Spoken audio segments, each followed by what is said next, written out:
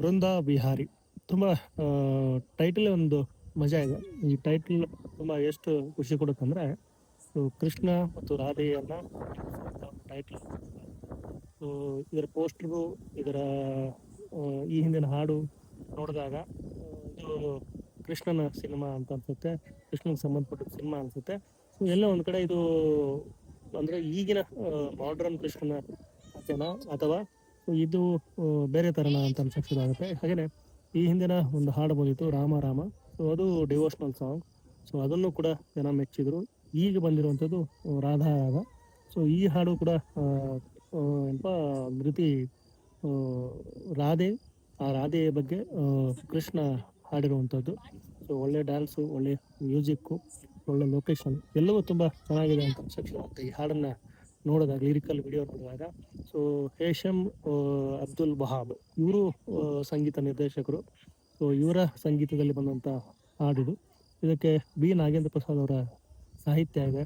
ಹಾಗೆಯೇ ಸಿದ್ ಶ್ರೀರಾಮ್ ಅವರ ಮತ್ತು ಚಿನ್ಮಯ್ ಅವರ ಧ್ವನಿ.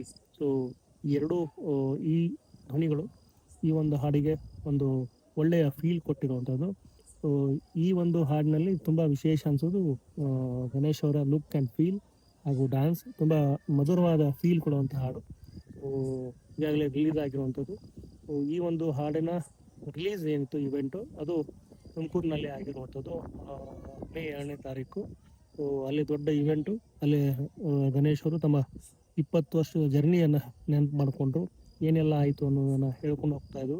ಉದಯ್ ಟಿವಿಯಲ್ಲಿ ಒಂದು ಅವಕಾಶ ಬಂತು, ಅದು ಕಾಮಿಡಿ ಟೈಮ್. ಆ ಕಾಮಿಡಿ ಟೈಮ್ ಕಾರ್ಯಕ್ರಮ ಬಂದಾಗ ನಾನು ಆಫರ್ ಬೇಡ ಅಂತಂದೆ. ಆದರೆ ವಿಜಯ್ ಕುಮಾರ್ ಅಲ್ಲಿ ಇದ್ದಂಥ ಉದಯ್ ಟಿವಿಯಲ್ಲಿ ಹೆಡ್ ಆದಂಥ ವಿಜಯ್ ಕುಮಾರ್ ಅವರು, ನೀನು ಸಿನಿಮಾ ಮಾಡು ಬೇಡನಲ್ಲ, ಆದರೆ ನೀನು ಯಾರಿಗೂ ಗೊತ್ತಿಲ್ಲ, ನಿನ್ನ ಹೆಸರು ಯಾರಿಗೂ ಗೊತ್ತಿಲ್ಲ, ಈ ಕಾರ್ಯಕ್ರಮ ಮಾಡು, ಸೊ ಎಲ್ಲರಿಗೂ ಪರಿಚಯ ಆಗುತ್ತೆ, ಆಮೇಲೆ ಸಿನಿಮಾ ಮಾಡು ಅಂತ ಹೇಳಿದರು ಅನ್ನೋಂಥದ್ದೆಲ್ಲ ಗಣೇಶ್ ಅವರು ಹೇಳ್ಕೊತಾರೆ.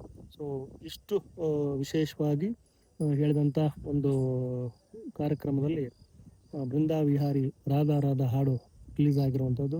ಹಾಗೆಯೇ ಗಣೇಶ್ ಕೂಡ ಮುಂಗಾರು ಮಳೆ ಹಾಡನ್ನು ಹಾಡಿರುವಂಥದ್ದು. ಹಾಗೆಯೇ 2 ಸಲ ಹಾಡಿರೋದನ್ನು, ಅಂದರೆ ಒಂದ್ಸರಿ ರಿಯಲ್ ಲಿರಿಕಲ್ ಹಾಡಿದರು, ಇನ್ನೊಂದು ಅಭಿಮಾನಿಗಳನ್ನು ಮನದಲ್ಲಿ ಇಟ್ಕೊಂಡು ಅವರಿಗೆ ಕನೆಕ್ಟ್ ಆಗೋ ರೀತಿಯಲ್ಲಿ ಹಾಡಿದರು.